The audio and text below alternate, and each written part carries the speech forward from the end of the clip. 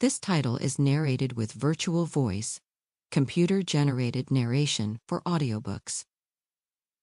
Perfectly Curvy for My Best Friend by Paige Ryland. Chapter 1. Brianna. Bree. Mom's voice sounds soft, but with a little note of pleading.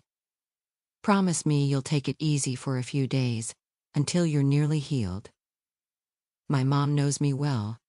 I'm not one to just sit around and do nothing. But I find myself nodding. I promise, Mom, I say quietly. Now don't worry. Once Mom releases me from her death grip of a hug, she faces my best friend, Caden. You make sure she sticks to that promise.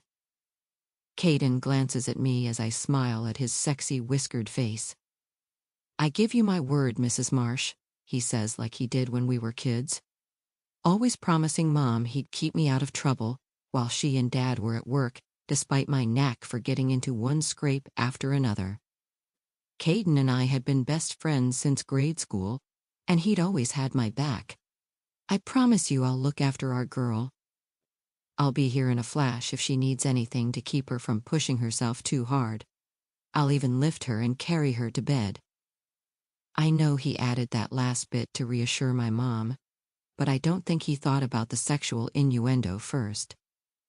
Mom doesn't pick up on it though, and seems quite pleased. But I really hope he was serious. I could see myself in those big muscular arms, feel them wrapped around me. And Caden carrying me to bed. I've dreamed about that for the longest time. I knew I could count on you, son, my mom says as if she were speaking to her own son, or maybe a son-in-law. Oh, Mom, I can see that myself. Caden has always taken my breath away, even when we were kids. Back then he was active, fit, but it was his lively eyes and quick smile that always caught and held my attention. That's still true. But I'm not blind to the way he has grown. He has really bulked up into a muscular hunk of a man, with thick arms, a broad chest, and a nice tight six-pack. Even though I'm sure he doesn't know it, he's my dream guy. My thoughts scatter when the taxi honks its arrival from the driveway. Mom gets teary. I'll call you every day, she promises, and don't stress over work. Your nice boss assured me that they'd manage somehow without you until you're all better. I keep from rolling my eyes. Mom means well, I know, because she loves me.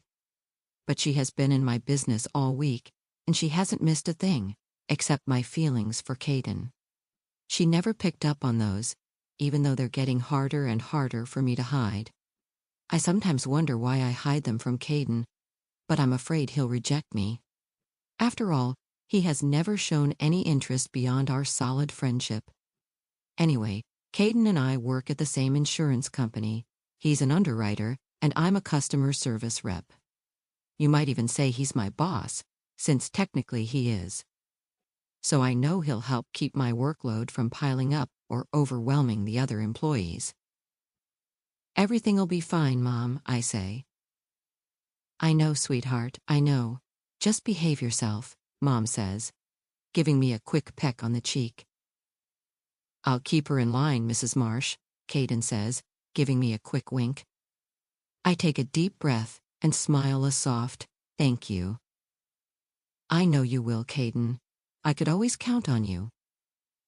Caden beams and hefts Mom's bags.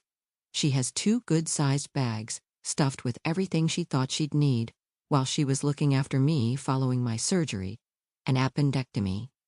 I told her she only needed 1 bag for the week, but Mom wasn't taking any chances and came prepared. Caden doesn't seem fazed by the wait, and after a few teary goodbyes, he follows Mom out to get her bundled into the taxi for the ride to the airport. Caden is kind and considerate. No wonder we became lifelong friends. It also helps that we have a lot in common.